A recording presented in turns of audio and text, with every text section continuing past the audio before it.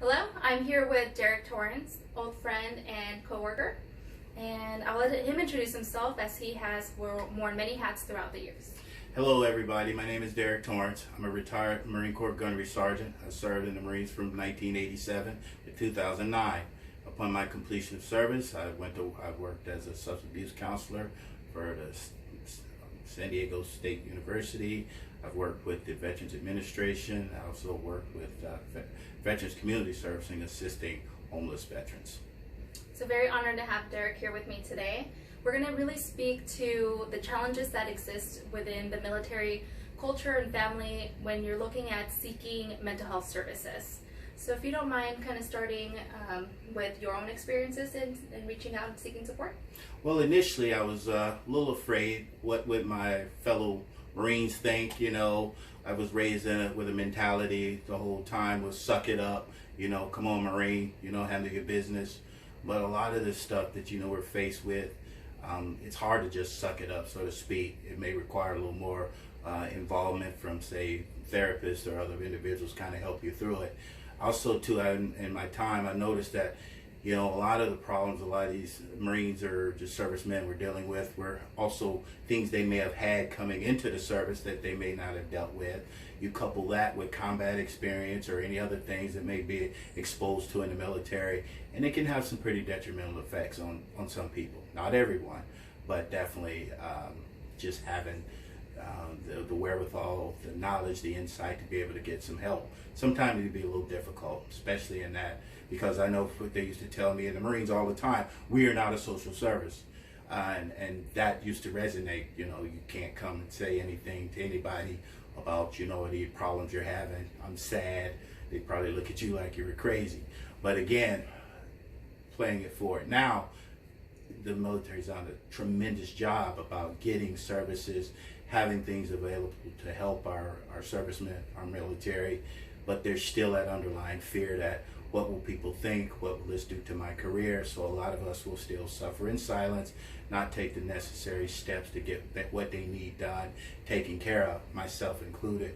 I let depression almost rob me of everything near and dear to me because I didn't do what I needed to in time, as far as I was more concerned with saving my face as opposed to saving my backside. And as a result, it cost me a lot with my family, some other things that went on in my life. So now, after finding the courage to get the help that I needed, I'm a better person for them, better person myself, and being able to provide the help to others as well, without that so-called stigmatism. Right, and you have helped so many people, and you still are. I like to think so. Just giving that, myself as an example, because I know me best, of course, that, it's tough. I come from a culture where you just don't get help. You're there, you're this mentality, Marines, we eat bullets for breakfast. We're, 100% all the time. So to be able to step up, plus, as an African-American male too, there's a lot of stigmatism about asking for help. You're a man, that's nothing you should be doing. But, a lot of times, a true sign of strength is being able to say, I need help, as opposed to just trying to scratch your head and figure some of this stuff out. It may require some additional interventions or different services to help you through some of these tough parts of it. So Derrick and I worked together many years ago with a program that not only worked with military, but also the civilian population. But my experience in being introduced to the military culture was that, I went in being told already, expect, that they're not going to open up, that they're going to really judge you, especially, being a woman and not being a part of that world. I found that when the services were presented to these individuals, that they wanted to open up, they wanted someone to talk to.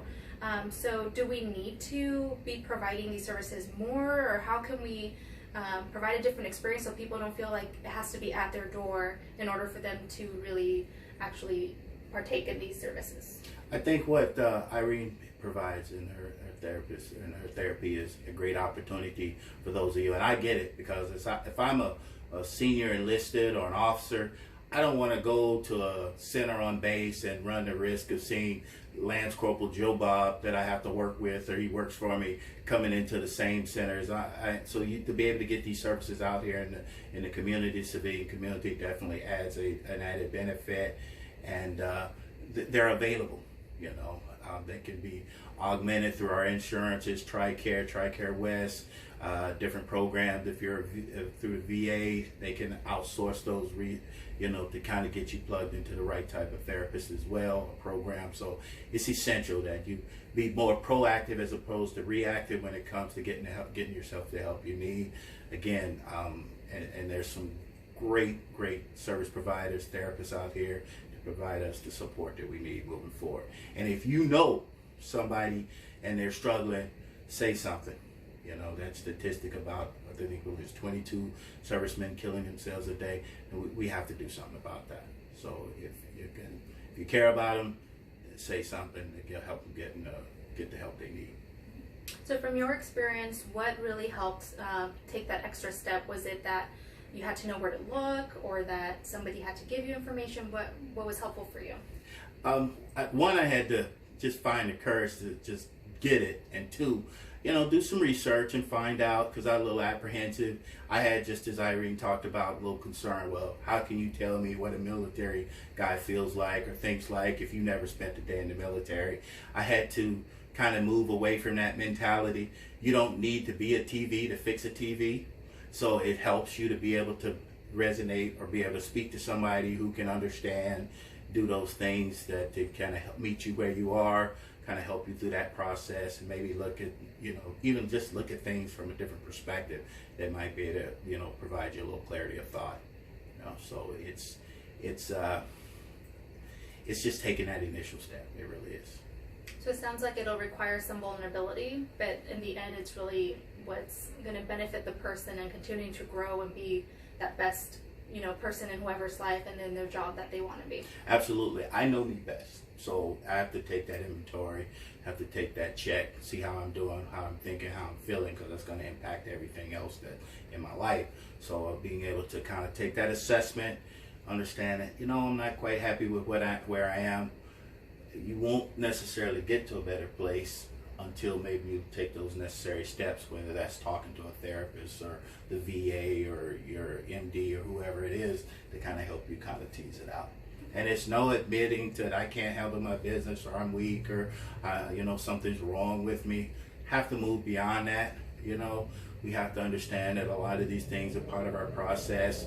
Maybe some things that we've had to struggle with, and I'm not gonna lie to you. The stuff that I've seen and dealt with in the military, it's a lot. And trying to go through it, the pressures and strains. People don't know day in and day out what we have to endure, what we've gone through, losing friends, the moving, the expectation, whether real or not. It's just a whole bunch of things. So again, to just kind of check and see where you are, just to kind of, make sure you're moving forward, be the best you can be for your family. And that starts with, yourself, taking care of you, that self-care, to be able to push forward and take those next steps in your own personal growth and development, and being the best human you can be too. You spoke to this a little bit already about the benefit that you saw in yourself when you kind of did more self-care and really took care of yourself, and also you're in a field where you're helping others, civilian and in the military, and veterans who have also started to take those steps. So what have you noticed the most when someone is doing them? I've just seen this remarkable change, the confidence return, less self-criticism, less self-destructive behavior, just an opportunity to just have more clarity of thought. I'm able to kind of throttle back, because I was always on this tip of the spear, gotta, kick indoors, or just that whole kind of mentality, that Marine Corps. Been able to kind of throttle it back a little bit, kind of assess situation, be more approachable, just kind of change my whole demeanor, my whole approach, not being so, people's like, criticism. No one's the worst critic of Derrick than Derrick, so I have to be mindful of that, and through some of my therapeutic interventions, to be a better friend to myself, as kind to myself as I have been to other people in my life. And being here, just coming back from a trip, the first thing they said, before you go to help anybody else, make sure your own oxygen is covering your mouth and you're breathing everything before you assist anybody else. So that's the type of thing that therapy offered me, being able to take care of me in a way that I'd be able to take care of all those others and those other things required in my life. So would you agree that it's almost something you can physically see a change in someone, like lightness, that Yes, happiness? absolutely. Just that kind of relaxation, that kind of helping them get to a different place, you know. And even just coming and being able to roll with this, because you know, there's life still life, but just having these other opportunities through these other processes, therapies, interventions to be able to cope with things differently, especially if you're transitioning from a military to a civilian sector, which I still struggle with 10 years ago, 10 years later, excuse me. It's all part of that whole process to kind of help us be the best people, the best individuals we are. Like the military, you know, just consider your own mental health, your own, as that continuing thing where you always got to be at your best, at your peak performance, physically, emotionally, spiritually, and you know, just mentally.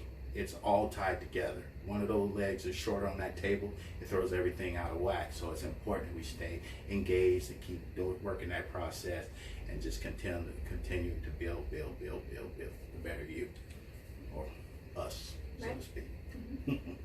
Well, thank you so much for your time, Derrick. I really appreciate having you here and helping others. You know, I think this is going to make a really huge difference for anyone that's kind of wondering what the next step is for them. So again, thank you, and I look forward to hopefully doing this again. All right, go ahead. Irene, she'll take good care of you.